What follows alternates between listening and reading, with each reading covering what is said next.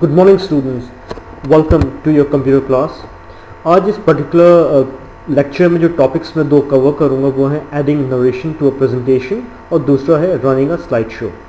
तो before giving you a practical demonstration कि हम इन दो फीचर्स को हम कैसे यूज़ करते हैं, मैं एक ब्रीफ ओवरव्यू दूंगा आपको इन पर्टिकुलर फीचर्स के बारे में।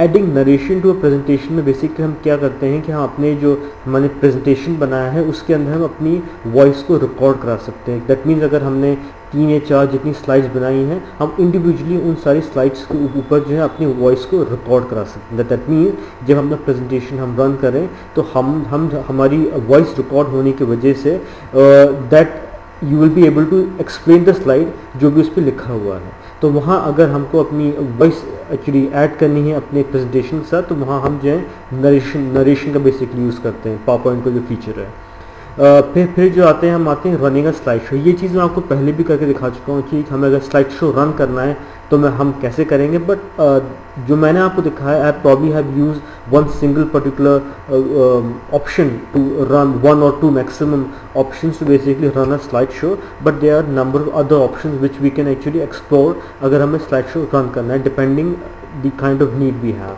So now let's move to MS PowerPoint, where I'm going to explain you that how I'm going to use these two features of MS PowerPoint. Okay student, now what we'll do कि हम basically ये देखेंगे कैसे हम जो है narration का जो फीचर है MS PowerPoint में हम वो कैसे यूज़ करेंगे। तो फॉर दैट अगर मुझे जो है नरेशन का फीचर बेसिकली अपने किसी पर्टिकुलर स्लाइड में ऐड करना है, तो what I will do first कि मैं स्लाइड शो पे जाऊंगा। स्लाइड शो पे जाने के बाद सेटअप ग्रुप जो है उसके अंदर रिकॉर्ड नरेशन है, मैं वहां जाके क्लिक करूंगा। मेरे सामने एक डायलॉग बॉक्स आएगा, उसके अंदर जो है just simply need to press the okay button. Okay button दबाने के बाद एक और डायलॉग बॉक्स आता है जहां ये लिखा होगा you can start recording narration on any slide, do you want to start recording at the first slide या करंट स्लाइड।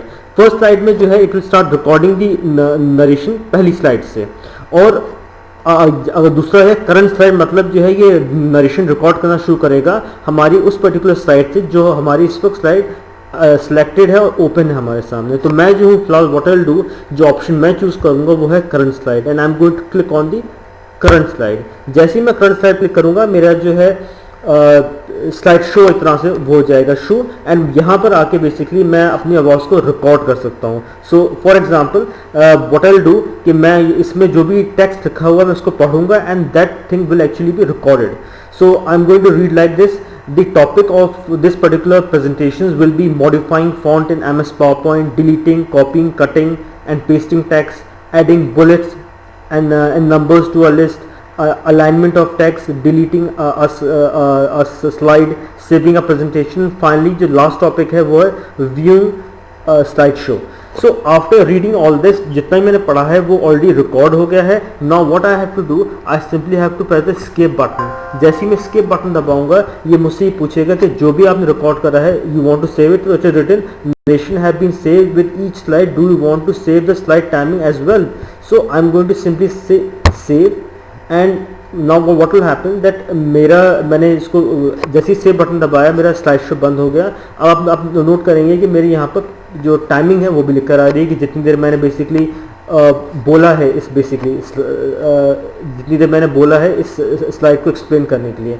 तो व्हाट आई विल डू, मैं सिंपली जो हूँ इस स्लाइड को वो कर दूंगा क्लिक, एंड क्लिक करने के बाद मैं क्या करूँगा, I am going to play this play button. जैसे ही मैं फ्रंट साइड क्लिक करूँगा मेरा जो है स्लाइड शो इस तरह से हो जाएगा शो, एंड यहाँ पर आके बेसिकली मैं अपनी आवाज़ को रिकॉर्ड कर सकता हूँ। So for example what I will do कि मैं इसमें जो भी टेक्स्ट लिखा हुआ है मैं उसको पढ़ूंगा and that thing will actually be recorded. So I am going to read like this. This particular presentation will be modifying font in MS PowerPoint, deleting, copying, cutting and pasting text, adding bullets and numbers to a list, alignment of text, deleting a slide, saving a presentation. Finally the last topic है वो है viewing slideshow. So after reading all this, जितना मैंने पढ़ा है वो already record हो गया है। Now what I have to do, I simply have to press this.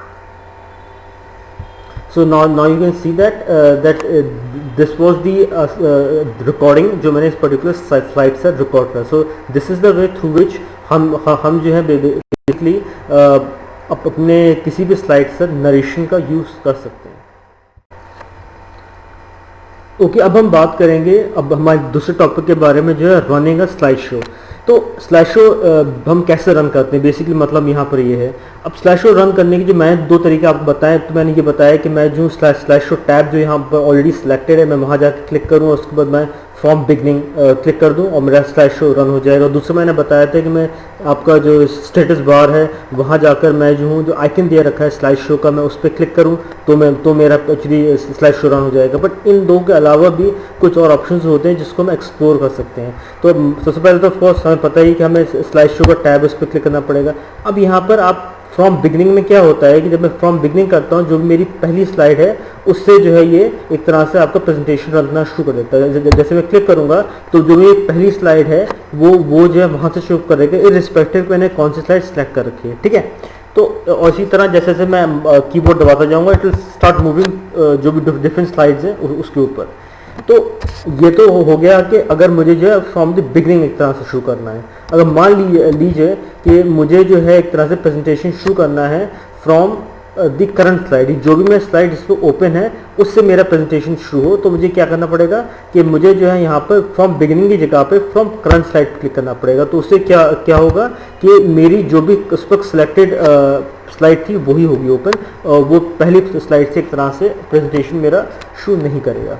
तो ये तो दो ऑप्शन हो गए। उसके बाद आपका जो तीसरा है वो है कस्टम स्लाइड शो। अब कस्टम स्लाइड शो पर जब हम क्लिक करेंगे तो हमारे सामने एक बटन आएगा कस्टम शो, हम उसको क्लिक करेंगे। अब यहाँ पर ये होता है कि कस्टम शो के अंदर कि मैं जो हूँ वो पर्टिकुलर स्लाइड्स ऐड कर सकता हूँ जो मैं चाहता हूँ कि मेरे प्रेजेंटेशन से वही व्यू हो, सारी स्लाइड्स ना हो, आई कैन सेलेक्ट दो प्रेजेंटेशन। तो उसके लिए मैं क्या करूँगा, मैं जो हूँ यहाँ न्यू बटन है उस पर क्लिक करूँगा, यहाँ से मैं चूज़ करूँगा कि मैं कौन सी स्लाइड चाहता हूँ जो बेसिकली मेरे प्रेजेंटेशन में शो हो और बाकी ना हो। तो पहले तो जो पहली स्लाइड है उसको मैं क्लिक करता हूँ, मैं ऐड करूँगा। उसके बाद जो है मैं अपनी जो है थर्ड पॉइंट पे स्लाइड है उसको ऐड कर लेता हूँ मान लीजिए। फिर मैं अपनी जो हूँ लास्ट स्लाइड है उसको ऐड कर लिया मैं। तो तीन स्लाइड मैंने एक्चुअली ऐड कर ली और मैं उसको कर दूँगा यहाँ पे ओके करने के बाद यहाँ शो बटन दिया हुआ है, मैं इस पर करूँगा क्लिक। तो अब मेरा प्रेजेंटेशन ये एक तरह से on it is running, my presentation running, it is in the slide show mode basically. तो मैं again I am going to use जो कीबोर्ड में अपनी स्पेस बार की है वो दबाऊंगा, तो it come to the next slide. उसके बाद मैं जो दबाऊंगा तो it will come directly to the last slide. अभी हम going to press the keyboard and तो उससे मेरा स्लाइड शो हो जाएगा ख़त्म। तो इससे आपने रियलाइज़ ये करा कि यहाँ पर जो था पूरे प्रेजेंटेशन में जितनी भी स्लाइड थी, बट उसने बेसिकली सिर्फ जो था उन 3 स्लाइड्स को ही रन करा जो मैंने सेलेक्ट करी। तो ये तरीका होता है जिसके थ्रू आप जो है एक तरह से कस्टमाइज़ कर सकते हैं अपने प्रेजेंटेशन को। क्योंकि मैं पूरे प्रेजेंटेशन में स्लाइड तो बहुत सारी हैं, बट मैं सिर्फ ये 2 या 3 4 पर जो भी आपको रिक्वायरमेंट है मैं सिर्फ वो करना चाहता हूँ शो। तो वो जो है आप यहाँ पर कस्टम स्लाइड शो के थ्रू कर सकते हैं। With this I come to the end of my lecture. Now I want you to watch this video very carefully. और अगर आपको कोई इसमें कोई चीज़ समझ में नहीं आती, so you are free to contact me. You can contact me on WhatsApp. My number is already given in the group. तो आप मुझे कॉल कर सकते हैं. You can simply drop a message अगर आपको कोई भी चीज़ समझ में नहीं आती। और साथ में ही आप जो हैं जो ये वीडियो है इसको जो मैं इसके अंदर आप YouTube के ऊपर बेसिकली कमेंट भी कर सकते हैं अगर आपको कोई चीज़ समझ भी नहीं आई। So in all these possible ways मुझे पता चल जाएगा अगर आपको कोई भी चीज़ के बारे में डाउट है, तो I will definitely going to help you. Thank you.